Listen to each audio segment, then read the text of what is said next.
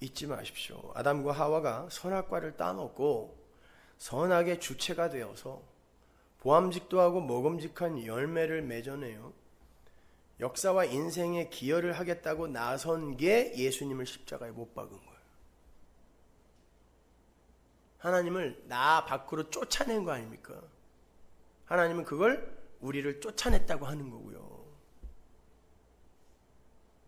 그게 예수를 내어주는 거예요. 오늘 본문에 나오는 죄가 예수를 내어준다니까요. 쫓아낸다니까요. 선악과라는 율법을 수호하겠다고 생명나무이신 예수를 못 박아 죽이는 게 인본주의에 갇힌 인간의 실체예요. 선악과 따먹은 아담 안의 인간들은 열심히 훌륭한 인간상 구축을 위해 애를 씁니다. 그런데 그 모든 수고가 결국 하나님을 쫓아내고 자신이 신이 되기 위한 노력이요 애씀이더라는 걸 이 역사가 증명해낸 거예요. 그게 전체가 십자가에서 축약이 된 거고. 에스겔서의 성전 청량 내용을 보면요, 성전 문으로 들어가는 그 문마다 계단이 있죠. 스테어웨이가 있어요. 성전은 분명 하나님 나라를 원형으로 하여 지어진 모형이라 그랬습니다. 그러니까 하나님 나라 그 문으로 들어가기 위해서는 반드시 스테어를 통해서 가야 돼요. 그 계단이 어떤 계단일까요? 성전의 계단이 등장하는 에피소드가 야곱의 이야기입니다. 사닥다리 나오죠? 그게 사다리가 아니라 스테어웨이예요. 계단이란 말입니다. 성전의 계단. 그래서 야곱이 나중에 이게 하나님의 전이구나라고 이야기하는 거예요. 성전 이야기하는 거예요. 스테어웨이. 성전의 스테어웨이 계단이 나오는 거란 말입니다. 자신이 차자임에도 불구하고 장자권을 자신에게 주시겠다는 하나님의 약속을 야곱은 뱃속에서 받았어요. 약속을 받았어요. 근데 도무지 눈에 보이는 증거가 역사 속에서 안 나타나네요. 자신은 왜소한 반면에 형은 건장한 사냥꾼의 면모를 갖고 있어요. 몸에 털도 많아. 자신은 할 줄 아는 게 아무것도 없는데 형은 멋지게 사냥을 해서 아버지가 원하는 맛난 음식을 수시로 갖다 바쳐요. 누가 장자의 자격이 있는 것 같아요? 당연히 에서예요. 그래서 아버지도 당연히 에서에게 장자권을 주려고 하고 있어요. 그때 야곱이 아버지와 형을 속이죠. 스스로 증거를 만들어내는 거예요. 하나님의 언약 성취에 인간의 꾀와 노력이 가입하는 거죠. 뭘 입고 갑니까? 에서의 털, 그걸 위장한 염소의 가죽을 입고 가죠. 부끄러운 차자가 장자의 옷을 입고 장자권의 복을 받는 게 구원이에요. 그래서 아버지가 목소리는 야곱인데 라고 인식을 했음에도 불구하고, 양들은 목자의 음성을 안다 그러잖아요. 안단 말이에요. 그럼에도 불구하고 복을 부어줘 버리는 게 구원이란 말입니다. 왜? 장자의 옷을 입고 왔거든요. 장자이신 예수의 피, 그 흰 옷을 입고 가야 구원받는 거예요. 그래서 가죽으로 옷 입고 가는 거예요. 창세기에 조금 아까 우리가 읽었던 그 무지한 짐승의 옷이 비리비리한 야곱 강도의 몸에 입혀지고 그가 아들이 되는 거예요. 장자가 되는 거란 말입니다. 야곱이 그 일로 아버지 집에서 쫓겨납니다. 무어가 이미 장자가 됐어요. 복을 받았어요. 근데 어떻게 해서 네가 이 복을 받은 건지, 왜 이런 방식으로 복을 받는 건지를 이제 설명해 주는 거야, 하나님이. 야곱이 쫓겨났습니다. 복을 받았는데 개뿔이나 아무것도 가진 게 없어. 빈손으로 쫓겨나서 광야에서 누워서 돌베개 비고 자는데 하늘에서 스테이웨이가 계단이 내려와요. 땅에 닿지 않아요. 그거는 하늘에서 내려온 계단이란 뜻이죠. 거기에서 하나님의 사자들이 내려오는데 복을 갖고 내려오는 하나님의 사자들인 거예요. 보십시오. 야곱이 하나님이 은혜로 약속으로 너에게 복을 주겠다, 장자의 복을 주겠다라고 약속하셨는데 인간들이 내가 여기서 무슨 일을 해야 되는 거 아니에요? 라고 계단을 쌓아 올라가는 거예요. 이게 이 아브라함의 이스마엘 사건이고 야곱의 장자권 도치 사건이란 말이에요. 인간이 개입을 하는 거예요. 그랬더니 하나님이 계단을 하늘에서 다시 내려보내면서 성전을 내려보내면서 그를 덮어버리는 거예요. 요한복음에 나오죠. 예수님이 이 땅에 말씀이 육신이 되어 우리 가운데 거하심에가 성전이 우리를 덮는다라는 뜻이라 그랬어요. 그게 요한계시록에서도 장막이 우리를, 교회를 덮죠. 똑같은 거란 말이에요. 그렇게 성전이 내려와서 너희를 덮는 게 구원이지 네가 여기서 계단 쌓아 올라가는 게 구원 아니다를 광야에서 설명해 준 거예요. 이게 우리의 인생이란 말입니다. 그래서 거기가 광야인 거란 말입니다. 그래서 야곱이 그러는 거예요. 여기가 이게 하나님의 성전이구나. 하나님의 성전, 여러분, 예수, 성전이 하나님 나라가 완성되는 건 이런 형국으로 완성되는구나를 알고 거기를 벳엘, 하나님의 집이라고 이름을 지은 거란 말입니다. 그렇게 인간들이 자신들의 힘과 노력으로 이 세상의 자원으로 하늘에 닿기 위해 야곱처럼 하늘에 닿기 위해 쌓아 올렸던 계단이 있었죠. 뭐였어요? 쌓아 올리다. 계단이 쌓아 올리다 에서 나온 단어란 말이에요. 바벨탑이란 말이에요. 그것이요. 그래서 거기도 스테어웨이가 나오는 거예요. 하나님이 그거 때려 부셨잖아요. 인간들이 하늘에 닿기 위해서 돌과 진흙이 아닌 역청과 벽돌이라는 문명의 산물들을 이용해서 계단을 쌓아 올라간단 말이에요. 이게 역사예요. 그때 한 번 있고 만 게 아니라 이게 전체 역사를 보여주는 거예요. 그래서 바벨탑이고 요한계시록에서 이 세상 전체를 바벨론이라고 이야기하는 거예요. 하나님은 그걸 부수는 거란 말입니다. 그런데 이 하늘에 오르는 계단 쌓기 경영장인 이 세상을 하나님이 부수지 않고 그냥 놔두세요. 그냥 놔두세요. 그리고는 유독 당신 백성들의 바벨탑 쌓기만 부수세요. 이걸 고난이라 그래요.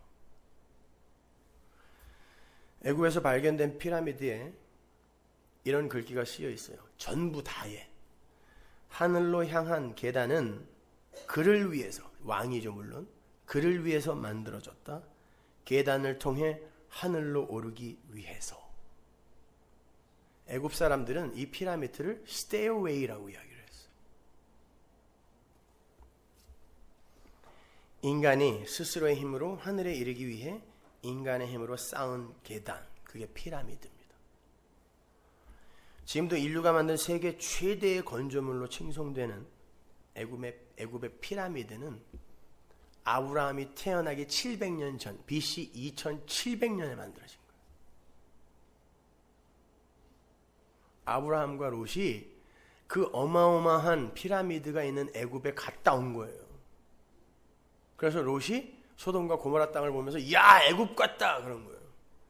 지금도 피라미드를 보면 세상 사람들이 입이 딱 벌어지는데 2700년, BC 2700년에 아브라함과 롯이 그 땅을 갔다 왔다니까요.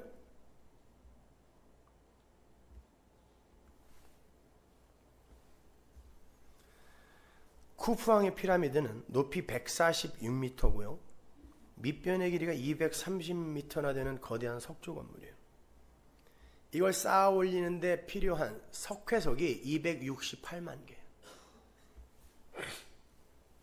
전체의 무게가 600만 톤입니다. 600톤이 아니라 600만 톤. 돌 하나의 무게가 2.5톤에서 10톤까지 돼요. 돌 하나의 무게가. 거기에 쓰인 석회암은 가자 남동쪽 15km 지점 엘두루 등에서 캐온 거고, 화강암은 850km 떨어진 곳에서 나일강을 통해서 실어온 거예요. 10톤짜리 돌멩이를요. 850km 떨어진 곳에서. 지금부터 5000년 전에 만든 거 이게요. 하루 10만 명이 20년 동안 매일 만든 거죠. 그 피라미드가 총 268만 개의 돌로 만들어졌고 20년의 공사 기간이 사용됐으니까 이걸 산술적으로 한번 계산해 보잔 말이에요. 268만 개의 돌 나누기 20년 나누기 365일 나누기 24시간. 그러면 1시간에 돌멩이를 몇 개씩 쌓았는가가 나올 거 아니에요. 뭐예요? 15개를 쌓은 거예요. 1시간에. 1분에 10톤짜리 돌멩이를 면도칼 하나 들어갈 틈도 없이 1분에 4개씩 쌓았단 말이에요. 5,000년 전에. 가능해요? 그러니까 사람들이 중장비가 없던 그 시절에 이건 불가능이다 그래서 세계 7대 불가사의 피라미드는요. 그래서 사람들이 그런 거예요. 외계인들이 와서 만들었다. 아니요. 그런 거 궁금해할 필요 없어요. 역사는 끊임없이 뭔가를 그려내는 거라 그랬죠. 거기서 여러분이 배울 건 선악과 따먹은 인간들의 그 인본주의적 율법주의적 성향, 자기 가치 챙기기, 자존심 챙기기, 우리가 계단 쌓아서 하늘에 올라가겠다고 하는 그 집념이 얼마나 무시무시한 것인지를 보여주는 거예요. 5,000년 전에 중장비 하나 없는 그 시대에 10톤짜리 돌을 1분에 4개씩 쌓아 올릴 정도로 하늘에, 우리 힘으로 하늘에 올라가겠다고 하는 인간들의 집념이 그만큼 집요하다는 걸 보여주는 거예요. 끝! 외계인은 무슨 얼어 죽을 외계인이에요.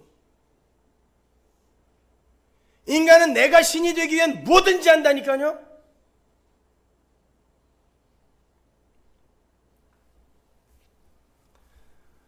근데 하나님이 그거 그냥 놔뒀잖아요. 지금도 이집트의 관광 수입의 대부분을 그 피라미드가 벌어들이고 있단 말입니다. 하나님께서 놔두시는 거야. 열심히 쌓아라. 계속 쌓아라. 기적을 만들어내어라. 그리고 죽어라. 놔두시는 거야. 은혜의 계단은 하늘에서 땅으로 내려와야 되는 거예요. 그 은혜의 계단, 은혜의 통로로 이 땅에 오신 분이 내가 곧 길이라고 말씀하신 예수예요. 그 야곱의 사다리, 스테이어웨이가 요한복음 1장에 다시 나오죠. 볼까요? 51절 보세요. 또 가라사대 진실로 진실로 너에게 이르노니 하늘이 열리고 하나님의 사자들이 인자 위에 오르락 내리락 하는 걸 보리라 하시니라. 성전 되신 예수 이야기하는 거예요. 그 예수가 하나님의 사자, 복을 갖고 내려온, 은혜를 갖고 내려온 하나님의 사자가 되어 스테이어웨이 끝에 서 있는 거예요. 예수란 말입니다. 예수가 내려오신 거예요. 우리가 열심히 노력하여 성화하여 올라가는 거 아니란 말입니다.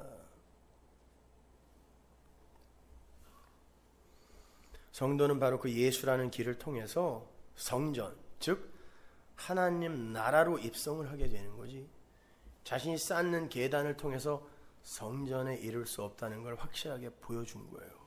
그래서 바로 뒤에 그 요한복음 2장에서 지금 여기서 참성전이신 예수의 이야기가 나오잖아요. 성전 계단, 스테이웨이. 그러면 옛 성전이 기각당해야죠. 부정당해야죠. 그래서 바로 그 뒤에 옛 성전을 허물어버리는 예수님의 성전 청결 사건이 나오는 거예요. 옛 성전 때려 부셔버리는 거죠. 내가 성전이라는 거예요. 그런데 그 성전 정화 사건과 하나님 나라의 스테이웨이, 계단으로서의 예수 사이에 어떤 이야기가 하나 삽입이 되어 있어요. 그게 뭘까요? 가나의 혼인잔치 이야기란 말입니다. 설명해 주는 거예요. 그게 인클루지오 구조라 그랬죠. 그죠? 양쪽의 빵을 가운데 속이 강화시켜 주는 거예요. 가나의 혼인잔치 사건은 정결 예식을 행할 때 쓰는 물을 담아두던 6개의 물 항아리가 비어 있었다는 걸 기억함으로 해서 인간들이 스스로를 깨끗하게 하려고 했던 그 물, 그 율법의 항아리가 결국은 다 위선적이었다라는 거, 그리고 아무 쓸모가 없었다는 걸 먼저 드러내죠. 그래 놓고는 포도주로 그걸 채워버려요. 예수님이. 포도주 항아리가 6개. 이 혼인잔치, 어린 양의 혼인잔치는 안식, 하나님 나라의 완성을 의미하는 거죠. 잔치가 잔치되기 위해서는 어린 양의 피가 반드시 전제되어야 된다는 걸 보여주는 거예요. 근데 새 창조의 완성은 반드시 창조의 수 7이 필요한데 항아리가 6개란 말이죠. 그럼 7번째 항아리는 누구? 예수란 말입니다. 어떻게 예수가 7번째 포도주 항아리가 되는지 보시란 말이에요.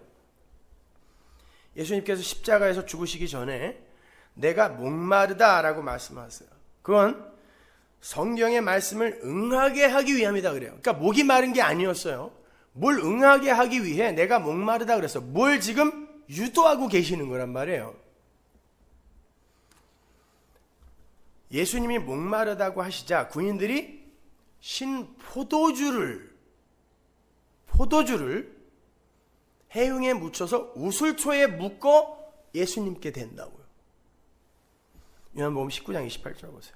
이후에 예수께서 모든 일이 이미 이룬 줄 아시고 성경으로 응하게 하려 하사 가라사대 내가 목마르다 하시니 거기 신포도주가 가득히 담긴 그릇이 있는지라. 사람들이 신포도주를 먹으면 해흉을 우슬초에 매어 예수 입에 대니 예수께서 신포도주를 받으신 후 가라사대 다 이루었다 하시고 머리를 숙이시고 영원히 돌아가시니라. 예수님께서 우슬초에 발린 포도주를 받으시고 테텔레스타이 다 이루었다 이제 끝 그리고 돌아가셨어요. 왜 하필 포도주죠? 그리고 이 포도주는 무엇을 의미합니까? 그리고 왜 그건 굳이 우슬초에 매여서 전달이 되어야 됐을까요? 창에다가 매서 줘도 되잖아요. 먼저 그 포도주가 뭘 의미하는지 한번 보세요. 마가복음 10장 38절. 예수께서 가라사대 너희 구하는 것을 너희가 알지 못하는도다. 너희가 나의 마시는 잔을 마시며 나의 받는 세례를 받을 수 있느냐? 예수님이 십자가에서 받으셔야 할 잔이 있죠. 누가복음 22장 42절. 가라사대 아버지여 만일 내 아버지의 뜻이거든 이 잔을 내게서 옮기시옵소서. 예수님이 받아야 할 잔이 있어요. 예수님이 마지막으로 받으신 이 잔, 저주의 잔, 심판의 잔. 예수님은 이 잔을 받고 운명하시는 거예요. 그래서 신포도주를 맨 마지막에 마시고 죽는 거란 말이에요. 이 잔. 예수님이 그토록 무서워했던 이 잔. 근데 성경에는 이 잔 말고 또 다른 잔이 나와요. 누가복음 22장 20절. 저녁 먹은 후에 잔도 이와 같이 하여 가라사대 이 잔은 내 피로 세우는 새 언약이니 곧 너희를 위하여 붓는 것이라 라는 제자들에게 주는 잔이 또 나와요. 그것도 포도주예요. 근데 그건 예수의 피라 그래요. 보십시오. 우슬초가 뭐죠? 애굽에서 이스라엘이 출애굽할 때 어린 양, 무죄한 어린 양의 피를 발라 임방과 문설주에 바르던 도구가 우슬초예요. 근데 거기에 발린 피가 어린 양의 피라고요. 지금 세례 요한이 보라 세상 죄를 지고 가는 어린 양이로다 한 그 어린 양이 십자가에 달려 있어요. 거기에 어린 양의 피가 발려져야 돼요. 우슬초에 발려져야 돼요. 발려지기 위해선 예수가 먼저 죽음의 잔, 심판의 잔을 받아야 되는 거예요. 그래서 하나님의 말씀을 응하게 하기 위해 먼저 신포도주 잔이 예수께 가는 거죠. 받고 다 이뤘다 죽는 거예요. 죽자 그 피가 우슬초에 묻혀 우리에게 발려진 거란 말입니다. 그리고는 다 이루어진 거예요. 끝!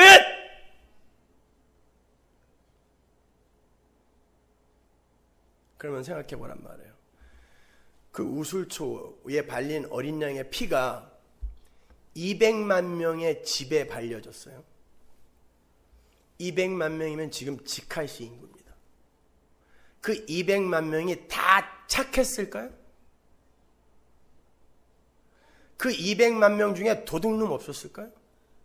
그 시간에 부부싸움 하던 사람 없었을까요? 그 시간에 강도짓 하던 놈 없었겠냐고요. 그 시간에 간음하던 자들 없었겠어요? 그런데 하나님이 그 안에 내용물을 안 보고 피만 보고 넘어가신다니까요.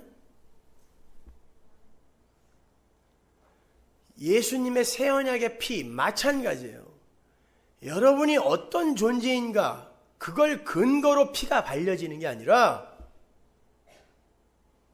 아버지가 아들에게 주신 창세전에 불가항력적으로 택해버린 그 자들에게 그냥 발려지는 거예요.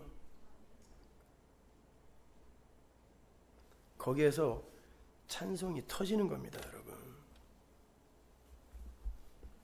예수님의 피가 우슬초에 발릴 때 온 세상이 한 일이 뭐냐고요.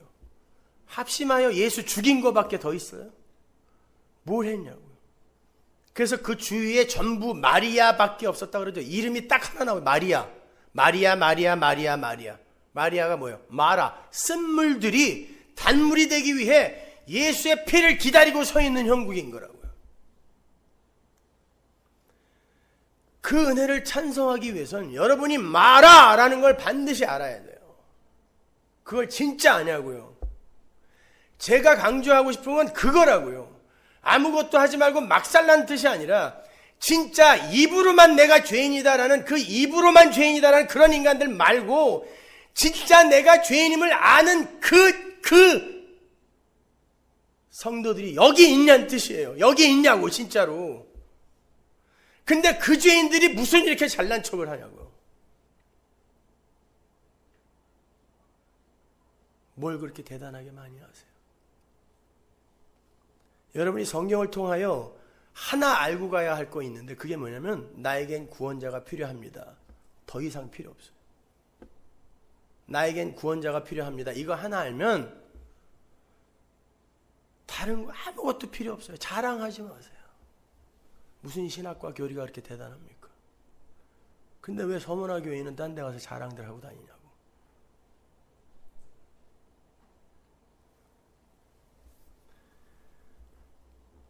십자가로 말미암아 새로운 우슬초에 묻혀진 새 언약의 피도 역시 불가항력적 은혜로 발려지는 예수의 피에 초점이 있는 거지, 그 피가 발린 대상의 자격과 조건과 업적과는 별 관계가 없어야 돼요. 잘 들으세요. 새 언약의 피로 우리 성도들은 새로운 출애굽을 하게 되는 거예요. 그래서 예수님이 변화산 위에서 엑소더스에 대해서 이야기를 나눈 거예요. 모세와 엘리야와 함께. 그렇다면 지금 성도가 나와야 하는 애굽이 어디겠냐고요. 여러분은 어디서 나와야 되는 거예요? 그 피를 지금 예수님이 발라놨는데 어디서 나와야 되냐고요. 그걸 알아야 막 살든지 말든지 할 거 아니에요. 어디서 나와야 되는 거냐고요. 여러분이 나와야 하는 애굽은 어디냐고. 도대체가 우리가 지금 어디에 갇혀 있다고 왜 또 다른 우슬초에 피가 발려지냐고요. 그 애굽이 어딘지는 요한계시록에 나와요. 계시록 볼까요? 11장 8절 보세요. 저희 시체가 큰 성 길에 있으리니 여기는 바벨론입니다. 그 성은 영적으로 하면 소돔이라고도 하고 애굽이라고도 하니 곧 저희 주께서 십자가에 못 박히신 곳이니라. 3일 반 후에 하나님께로부터 생기가 저희 속에 들어가며 저희가 발로 일어서니 구경하는 자들이 크게 두려워하더라. 예수께서 십자가에 못 박히신 곳이 어디죠? 예루살렘입니다. 율법주의의 총화. 율법주의가 예수를 죽인 거죠? 은혜 이야기 했다고. 왜 인간의 자존심을 박박 긁냐고? 예루살렘이 예수를 죽였다고요. 거기에서 예수가 율법이 되어 죽으시는 게 십자가예요. 그죠? 그곳에서 지금 두 증인, 교회가 죽습니다. 율법주의에서 죽는 거예요. 그리고 생기를 받아서 다시 살아나죠. 그런데 그곳이 애굽이래요. 그러니까 성도가 나가야 할 곳은 바로 여기예요. 새 언약하에서의 새로운 출애굽은 바벨론, 이 세상, 바벨탑 쌓기의 현장, 이 세상, 바로 선악과 따먹고 하나님처럼 된 나에게서 죽고 나에게서 빠져나오는 걸 새 언약 하의 출애굽이라고 하는 거예요. 인간에게서 나오는 거예요. 하나님과 연합이 되어야 되는 거예요. 인간에게서 나와서 나라는 자 안에 갇혀서, 그게 지옥이잖아요. 흙 안에 갇힌 게 지옥이지 뭐예요. 나의 신됨을 구축하려 하는 자들이 쌓는 그 계단이 바벨탑이었잖아요. 그 바벨론에서 내가 죽는 거예요. 두중이 교회, 나가 죽는 거예요. 그걸 겉사람의 후패라고 그래요. 하나님이 놔둬요. 그리고 생기에 의해 새롭게 살아나는 거, 이게 십자가와 부활이에요. 이게 역사 속에서 여러분의 인생에서 똑같이 나타난다라는 거예요. 그래서 예수가 죽은 곳이라고 하는 거예요. 그걸 새 언약하에 새로운 출애굽이라 그래요. 그러면 이 역사 속 바벨론에서 우리 성도가 반드시 거쳐가야 할 과정이 뭐겠냐고요? 나의 죽음이에요. 그리고 새로운 나예로의 탄생이에요. 잘 들어보세요. 우리 인간들은 원래 없음이죠.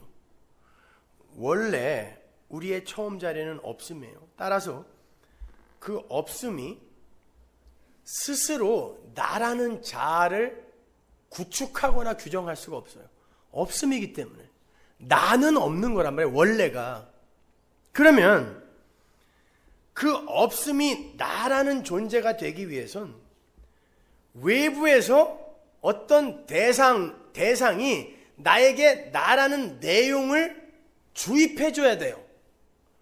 그래야 비로소 그 없음이라는 존재가 나라는 자아를 구축할 수 있게 된다고요. 예를 들어서 아기가 태어나서 엄마 품에 안겨요. 그리고는 엄마의 아들이라는 나의 내용을 전달받아요. 아들, 나예요. 그죠? 자라면서 학교에 들어갑니다. 학교라는 대상에 의해 나는 학생이라는 나의 내용을 받게 돼요. 내 친구들을 통하여 친구라는 나를 또 규정하게 되죠. 직장에 들어갑니다. 직장에 들어가서 직원 혹은 장사를 하면서 주인이라는 나를 또 규정하죠. 결혼을 해서 아내, 남편이라는 나를 또 규정하게 되죠. 근데 그게 다 뭐예요? 다 이 땅의 것이죠. 그 땅의 것에 의해 규정된 나를 성경이 육이라 그래요. 그러면 이게 싹 사라지고 성령에 의해, 하나님에 의해 규정된 나를 뭐라 그럴까요? 영이라 그래요. 그래서 육으로 난 건 육이고 영으로 난 건 영이다 라고 이야기하는 거예요. 더 쉽게 설명 못해요. 여러분은 바로 그 육이 죽는 경험을 이 세상 속에서 해야 되는 거예요. 하나님이 그걸 끊어가시는 거예요. 내가 내 마음, 내 생명처럼 여겼던 것들을 하나님께서 하나하나 끊어가시면서 그러면 이제 나는 뭐야? 이렇게 되는 거예요.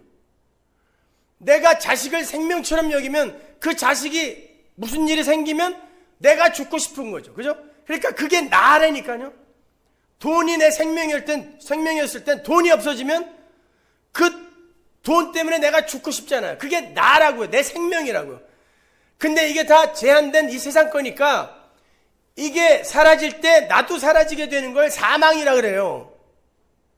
반대로 영생은 뭐겠어요? 나와 관계하고 있는 그분이 영원히 사시는 분일 때 그분이 내 생명이 될 때 영생이 되는 거란 말입니다. 그러니까 여러분이 이 세상 속에서 육과 관계 맺고 있는, 땅과 흙과 관계 맺고 있는 모든 걸 차단당하고 그래서 이렇게 힘든 거예요. 그리고는 그 자리에 이제 하나님이 슬금슬금 들어오시는 거예요. 그리고는 나를 장악해버리는 거예요. 근데 그게 힘들어요. 고통스럽습니다. 내가 완전히 아무것도 아닌 자로 폭로돼야 돼요. 그게 내 육이 죽은 거니까. 그럼 나는 뭐야? 이렇게 돼야 된단 말이에요. 나는 뭐야? 목인 뭐야? 흙이라니까. 그래서 하나님이 그 흙을 붙드는 거예요. 생기로. 그게 성령이잖아요.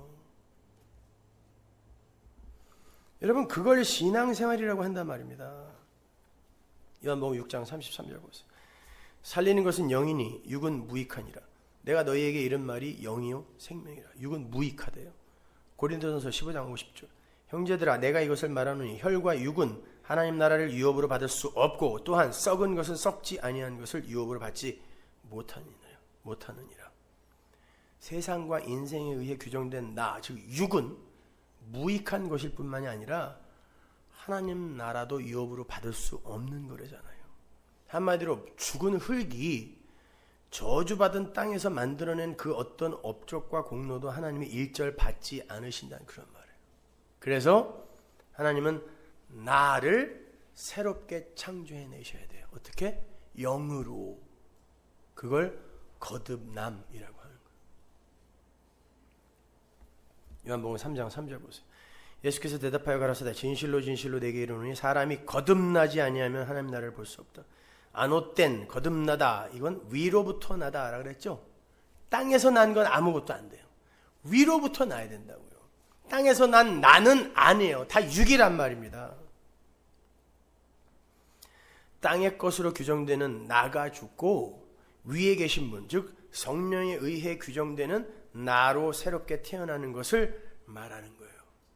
그럼 성령으로부터 규정되는 나는 뭐예요? 하나님은 창조주, 나는 피조물. 끝. 거기에서 있음의 흉내가 어떻게 나올 수 있냐? 그게 나라니까요. 도대체 너는 누구냐? 나는 흙이고 하나님의 생기가 덮여 하늘 백성이 된 하나님 나라의 장자다. 그럼 되는 거예요.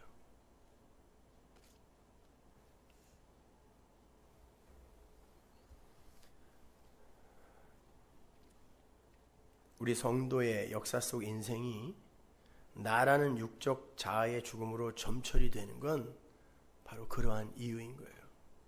그러니까 여러분이 지금 이렇게 승승장구의 자리에서 지리멸렬의 자리로 내려가는 게 맞는 거예요.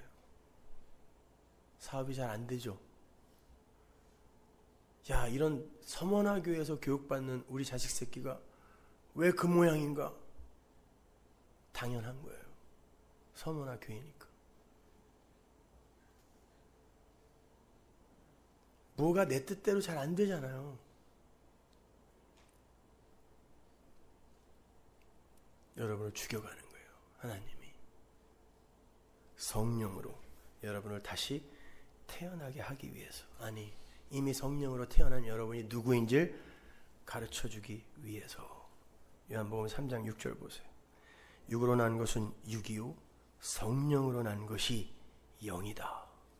그것만 산 거란 말이에요. 그것만 산 거.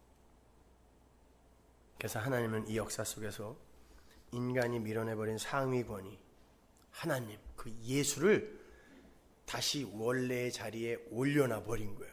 이게 부활과 승천입니다.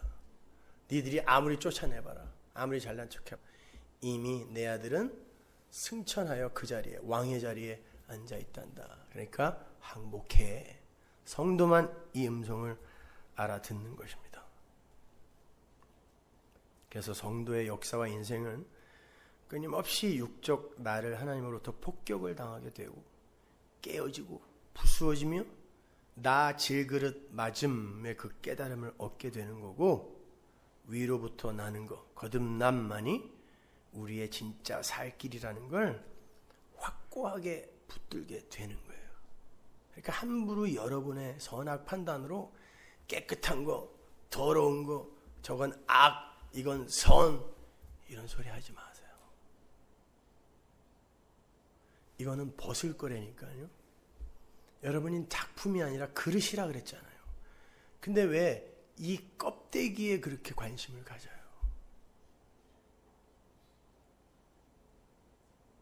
이걸 어떻게 하면 성숙시켜서 하나님이 기쁜 그런 열매로 만들어낼까? 어떻게 하면 이 몸뚱아리를 깨끗하게 유지하고 보호하여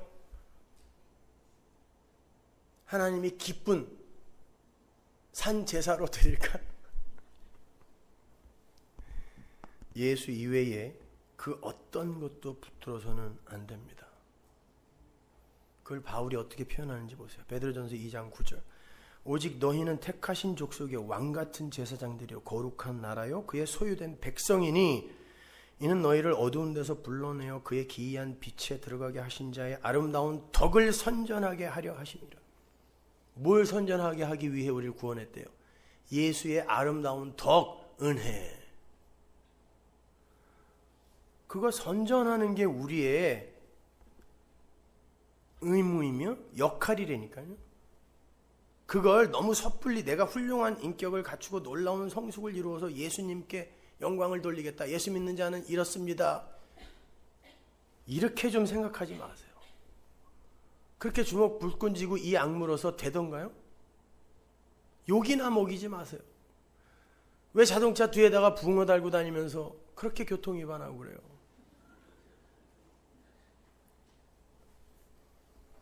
그게 예수의 덕을 선전하는 게 아니라 나 같은 것도 용서하신 분이 예수입니다를 예수를 높이는 게 예수의 덕을 선전하는 거예요.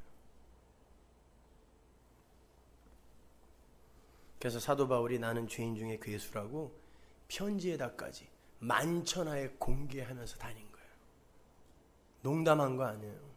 내가 진짜 그래. 진짜 그래. 빌립보서 1장 20절 보십시오. 나의 간절한 기대와 소망을 따라 아무 일에든지 부끄럽지 아니하고 오직 전과 같이 이제도 온전히 담대하여 살든지 죽든지 내 몸에서 그리스도가 존귀히 되게 하려 하나니 이는 내게 사는 것이 그리스도니 죽는 것도 유익함이라. 여기서의 죽음을 단순히 육의 죽음이라고 생각하지 마세요. 이 세상에서 내가 죽는다라는 건 사람들로부터 어떤 평가를 받아도 내 안에서 예수가 존귀하게 된다면 나는 감수하겠다라는 거예요.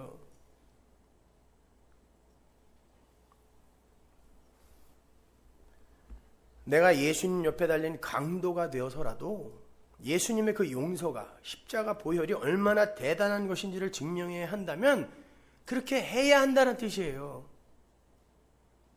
누가 강도로 죽고 싶어요? 이왕이면 슈바이처로 죽고 싶지. 근데 살든지 죽든지 뭐든지 괜찮다는 거예요.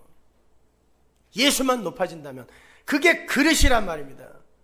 그게 약할 때 강함인 거예요.